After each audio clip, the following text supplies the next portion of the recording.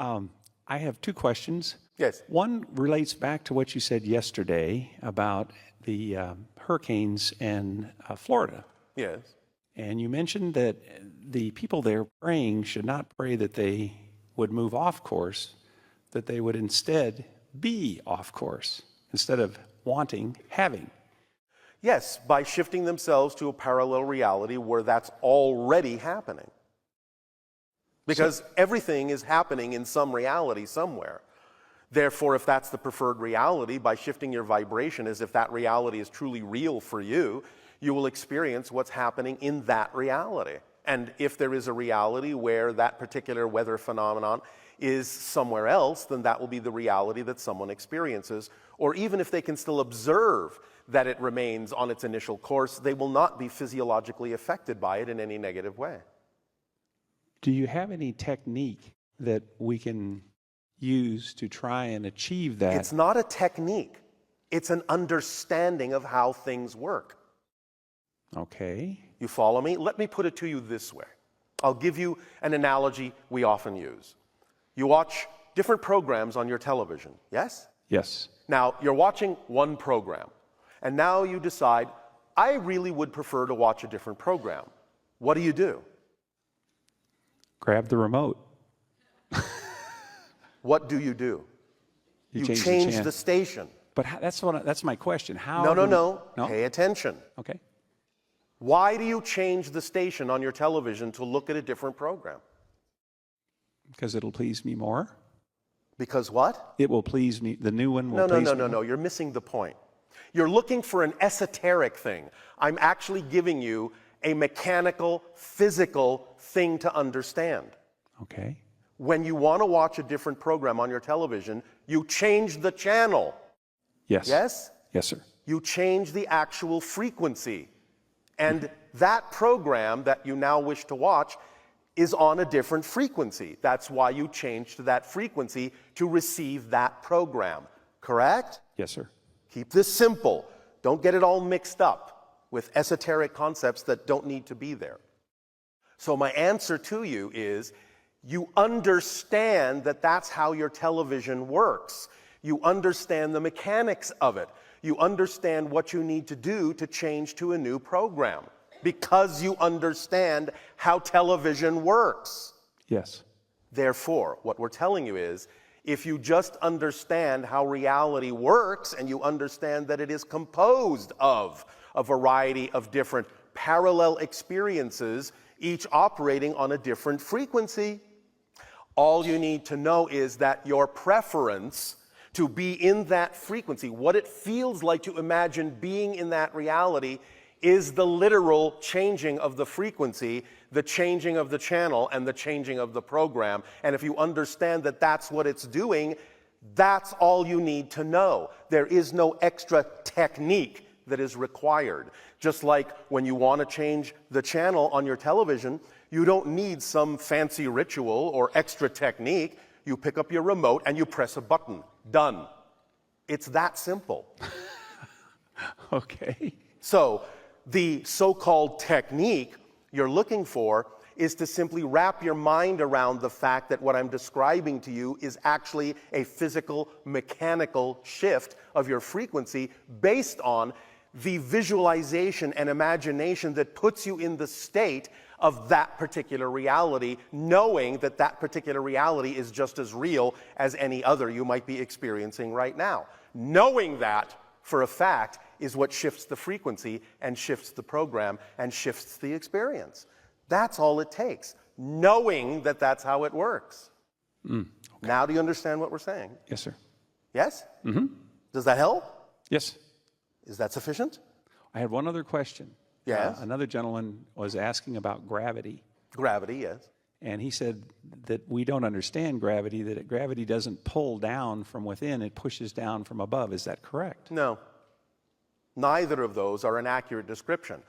What we were describing to that individual the other day is the idea of wrapping your mind around the concept that location is a property of an object. Mm-hmm. Therefore, every object in a certain position has a certain locational variable, and when you have an object through the mass consensus that completely shifts the locational variable of that object in a particular way that allows it to remain in a certain context to the collective consciousness, you see that as something falling to the ground. Okay. Is that making sense? In other words, there are agreements like what we were talking about, the limitations that you have imposed upon the collective consciousness to play this game means that what you're doing is saying one of the rules of this game to keep things connected and collected to the earth game is that what goes up must come down. Unless, of course, you're going into space, so you are changing those limitations to some degree. But the idea is that in general, you have said that the locational variable of certain things that you call objects, when you allow yourself to change the locational variable so that they go in the direction you call up, they will generally, inevitably, then continue to reverse their locational variables so that they will then appear to move in the general direction you call down. That's gravity. It's a program. It's a program to change the locational variable of objects that you are projecting from your consciousness to keep things connected to Earth in a way that allows you to continue to play the Earth game. Otherwise, things would just go flying off the Earth and there would be nothing for you to play with. It's a way of keeping your toys in your room.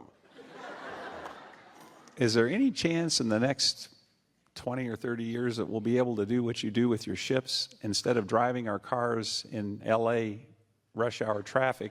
That depends on who's interested in understanding these concepts more clearly. But yes, it's certainly possible. But the question is never, is it possible? The question is it probable? Is it relevant? Will someone say that it's relevant and then do the things and take the actions that are necessary to understand these principles and apply them in your physical reality? So yes, the next 10, 20, 30 years, it's certainly highly probable, but it depends on what individuals will do something about it, doesn't it? Okay. Well, thank you very much, Bashar. Well, thank you.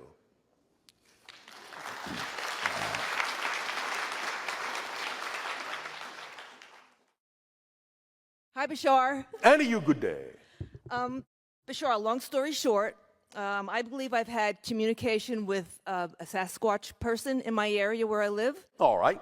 Beginning with a dream Yes. of a Sasquatch person with reddish-brown hair walking toward me on the trail where I walk, where I All live. right. How exciting. Can you validate this? Is this like the beginning of a type of communication? Well, I don't know if it's the beginning. Okay, but... It is certainly the beginning of your awareness of the communication. Oh, okay, yes, okay. Then I had this very synchronistic event happen. While walking, I learned that they like to build structures. So walking through the woods, I'm looking for a type of structure that might have been built by a Sasquatch. Yes. And I'm thinking with all of this tree breakage from bad weather and whatever, that I'm never going to be able to find one. So then, But don't you understand that if you are of a certain frequency in which it is relevant for you to find one, it doesn't matter what the environment looks like, you will find it. well, yes. So then a day or two later, while driving home, I'm like coming right up to my condo, which is pretty much in the woods, and I look to my left, and there's this teepee structure. Yes. Like 20 feet off the road. I was like, oh my God, it was like stunning. Yes. So that's what happened, correct? That here I had this Yes. thought that I'm never going to be able to see it, and there it was a day Yes. later. So there you go. Oh my God, it was so exciting. Oh, all right.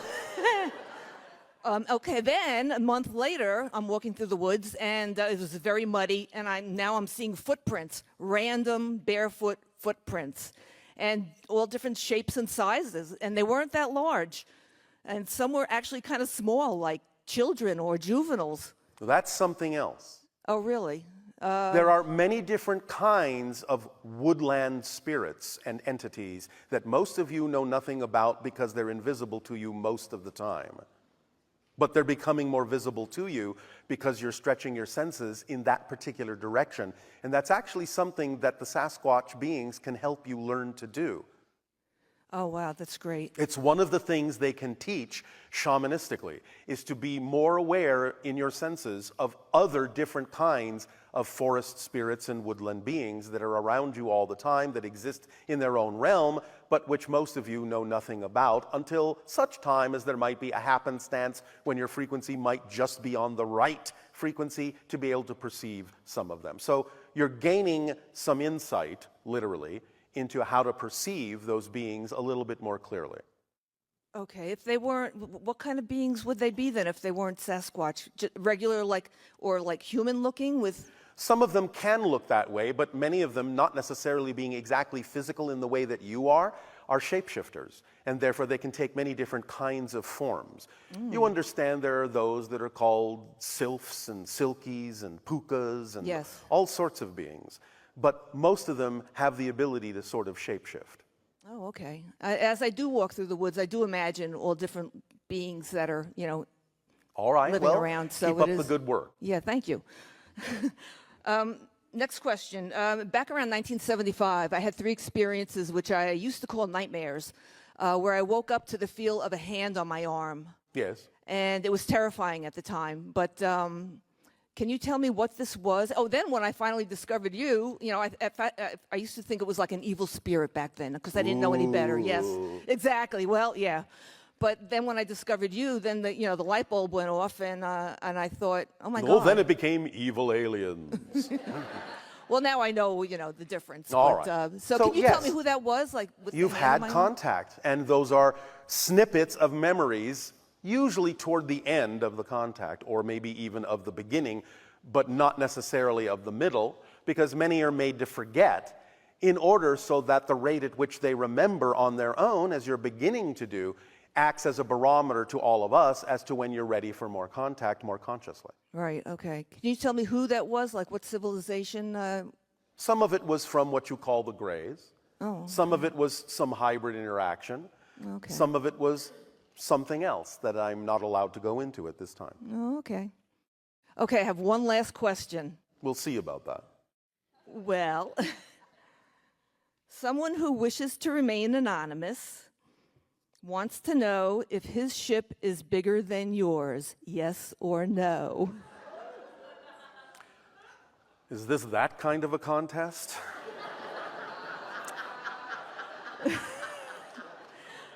Someone who's My pretty scout close to you. My scout ship is about what you would call 30 to 40 feet on each side, triangular, in form. The exploratory ship is about 300 feet on a side, triangular, in form. The mothership I usually associate with, that goes by the name of Solar Wind, is 5 miles long as a cylinder. Is his bigger than that? Is it? Is it? He's shaking his head yes. All right.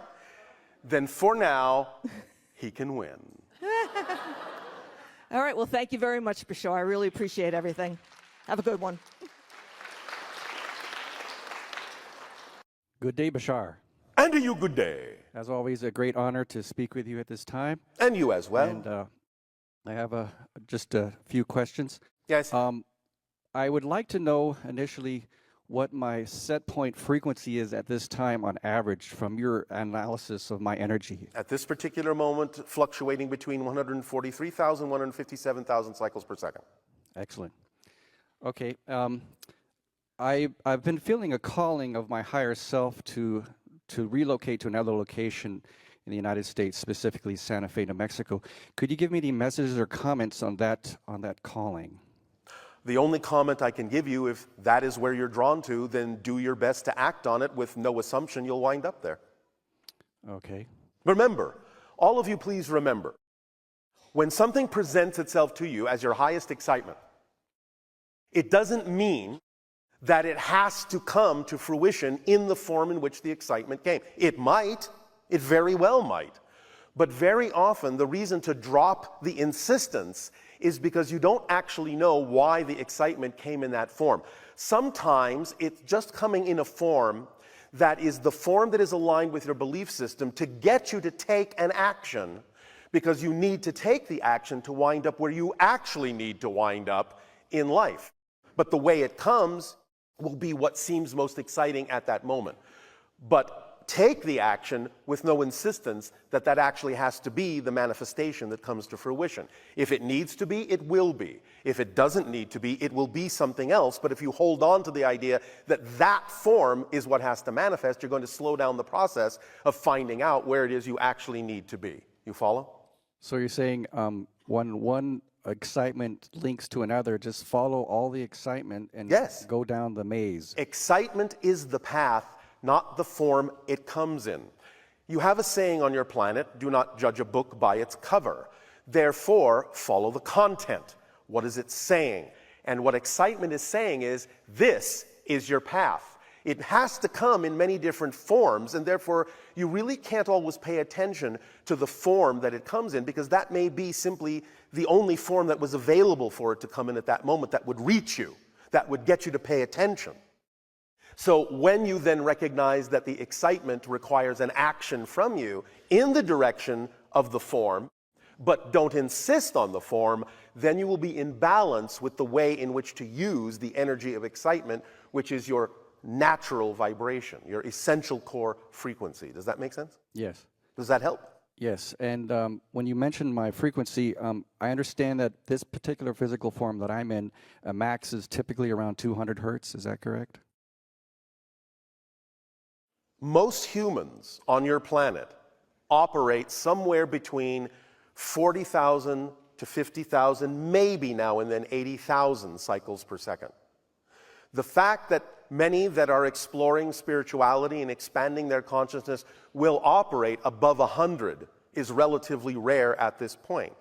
To be somewhere around 150,000 cycles per second is doing very well. Sometimes many of you will peak above 200,000 cycles per second when you are in a state of absolute highest passion. Our civilization typically operates somewhere around 300,000 cycles per second. So that should give you some form of barometer as to where you might be at any given moment if you wish to do that. But please don't use it to measure yourself and find yourself wanting.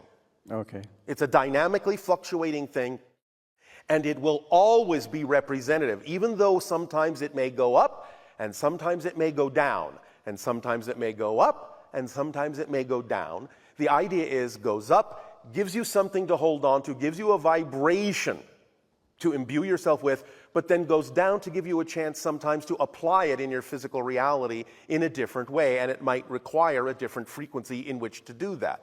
But even as it might go up and down, please remember, overall, because your intention is to expand and grow and be more of yourself, the up and down isn't this. The up and down is this. Right. It's always climbing. It's Yes? my understanding that as you increase your personal frequency, you allow yourself to get to those higher realms of reality that you speak of, those more pleasant realities, except for the lower ones, which, you know, which cause a lot of trouble, from my understanding. Say again? Well, my goal is to keep increasing my frequency, as you just showed. Yes. And But you don't have to focus on it as a goal. All you need to do is act on your highest excitement every moment that you can to the best of your ability, with no insistence or assumption as to what the outcome ought to look like. That's the way you do it. That's the formula. That is the instruction manual. Okay. That's it. All right. I will. Does that help? Yes. All right. Thank you. One second question is, I'm interested in the situation with the coronal mass ejections of the sun and how it's acting up right now. Yes. Can you give any comments or highlights about any issues we should be concerned about in the near future, like 1 or 2 years from now? We might discuss some of that in the upcoming transmission called The Window of Discovery 2018 to 2020. All right. All right? Thank you very much. Thank you.